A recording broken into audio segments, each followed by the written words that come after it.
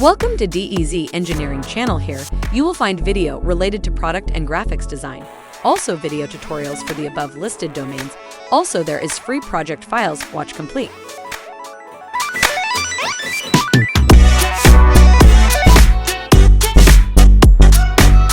Hello all, this is Sandeep Mandal from days engineering और हम sheet metal design के एक नए सीरीज़ को स्टार्ट करने जा रहे हैं। उसे हमने पहले भी स्टार्ट कर चुके थे।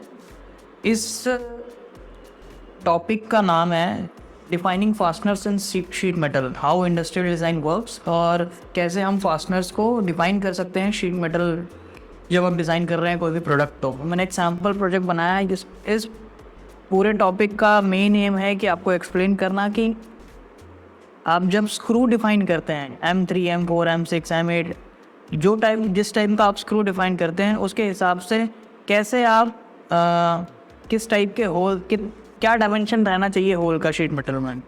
तो जनरली शीट मेटल में आपको ±0.5 या 0.3 का एरर लेके चलना ही पड़ता है, क्योंकि कोई भी वेंडर है यहाँ, अब दिल्ली की बात करें, यहाँ फरीदाबाद, हरियाणा, जो भी वेंडर यहाँ इंडिया में बात कर रहे हैं, sheet metal CNC sheet metal laser cutting पे होती है और शीट मेटल बेंडिंग मशीन पे बेंड होता है। बट इन प्रोसेस में मैनुअल वर्क भी इंक्लूड होता है। तो मैनुअल वर्क इंक्लूड होता है तो ये 0.3, 0.4 का एरर जो है वो कंसिडर करके चलना ही पड़ता है। बट ऐसे भी वेंडर है जो एग्जैक्ट काम करके देते हैं। बट वो आप जैसे प्रोडक्ट डिज़ाइनर हो, आप डिज़ाइन करते हो, तो उस पर डिपेंड करता है। आपको पता होगा आप वेंडर से काम करा रहे हो तो किस टाइप की क्वालिटी दे रहा है, क्या पास्ट एक्सपीरियंस से कितने एरर दे सकता है या नहीं दे सकता है, तो उस बारे में आप बात करेंगे।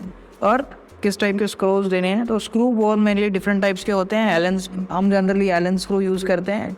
यहाँ दिल्ली में शिवा मशीनरीज है, वहाँ से हम लेते हैं।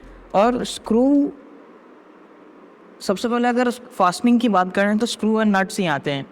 स्क्रू एंड नट से फास्टन करते हैं। कभी वेल्ड नट होते हैं, क्लिंचिंग नट होते हैं, स्क्रू होते हैं। अब यहाँ पे हम सिंपल इस टॉपिक में पार्ट वाइज करेंगे डिस्कस। तो यहाँ पे हम डिफाइन करा है स्क्रूज। मैं एलन हेड जनरली यूज़ करता हूँ और SS, तो मैं दोनों के बारे में बताऊँगा। तो सबसे पहले हम स्क्रू को समझते हैं। हमारे आप वो डिज़ाइन कर रहे हो तो डिपेंडिंग ऑन कॉस्ट कटिंग और बाकी चीज़ों के डिपेंडेंसी के कारण ये एक स्क्रू है। सपोज ये हमने स्क्रू लिया हुआ है, M3 का स्क्रू है। तो जब आप वर्नियर से ये इसका OD मेजर करेंगे यहाँ पे, तो प्रैक्टिकल केस में सपोज अगर ये SS का स्क्रू है तो M3 में इसका डायमेंशन आएगा 2.9 या 2.8 mm SS का, डिपेंडिंग ऑन वेंडर, क्योंकि ये लोकल भी बनाते हैं, स्टैंडर्ड भी आते हैं।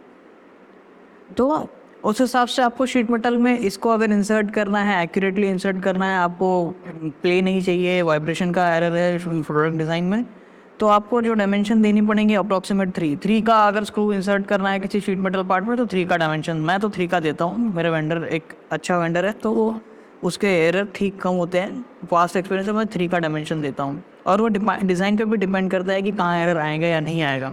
तो मैं SS का स्क्रू यूज़ करता हूँ। तो 3 का अगर स्क्रू लगाना है मुझे, किसी क्लोज करना है किसी बॉक्स को, तो मैं वो डायमेंशन 3 का देता हूँ। सपोज वैसे ही M4 का है तो M4 का जब मेजर करेंगे तो 3.9 आएगा, एग्जैक्ट 4 नहीं आएगा। ये थ्रेड आउटर जब मेजर करेंगे तब।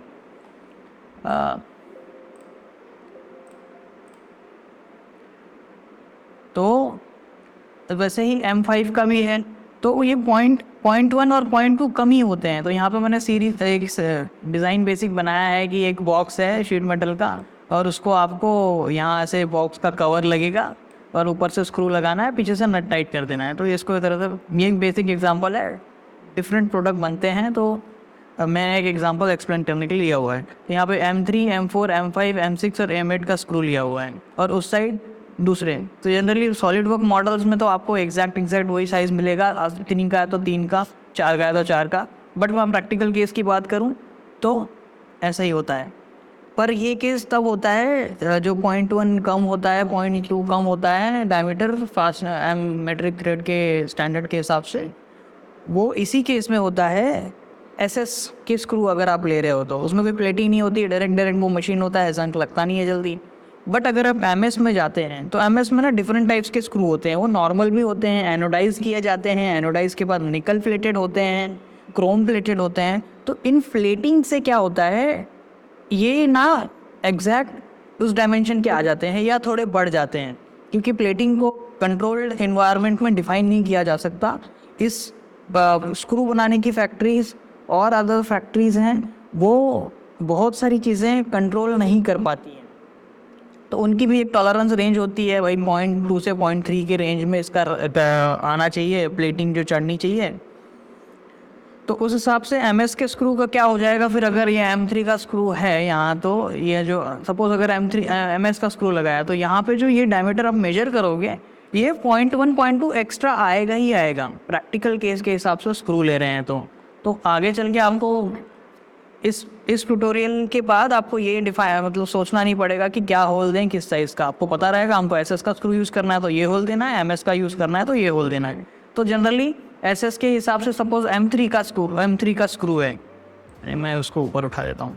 अगर M3 का इंसर्ट करना है तो दोनों भी प्लेट में मैंने होल दिया है 3 का, ठीक है, क्योंकि 0.1 0.2 कम ही आता है। और वैसे ही अगर ये M4 के स्क्रू की बात करें तो दिया है यहाँ पे मैंने 4 का।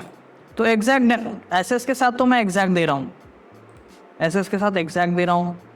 8 का है तो 8 का है ना।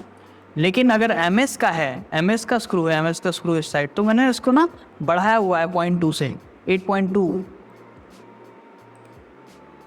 6.2, 5.2 5 के M5 के स्क्रू के लिए, 4.2 और 3.2।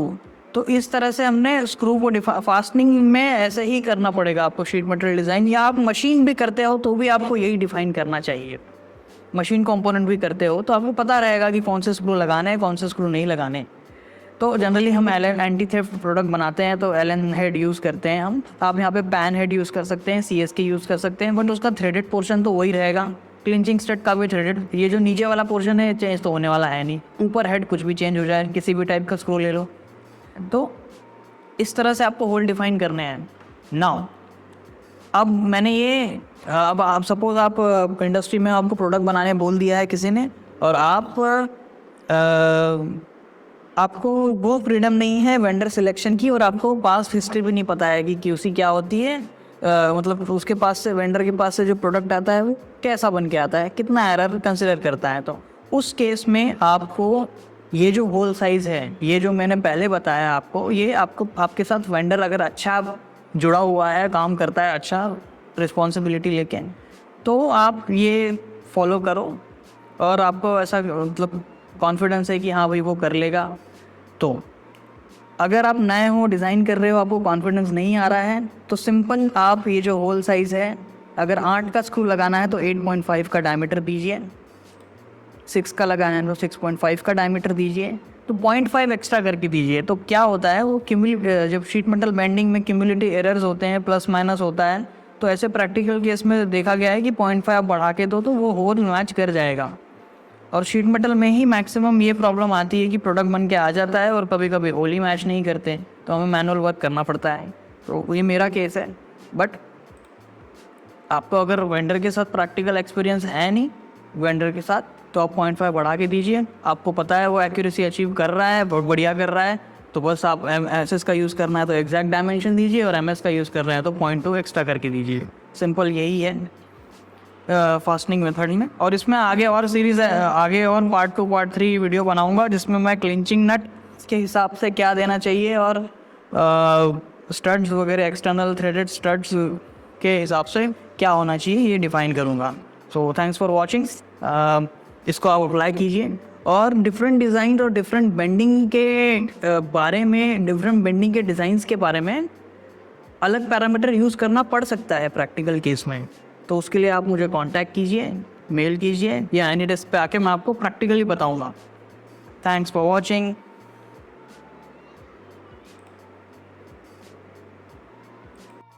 Thanks for supporting the DEZ Engineering. Hope you learned something NEW. Please like, share, and subscribe. And I will get back to you in the next video.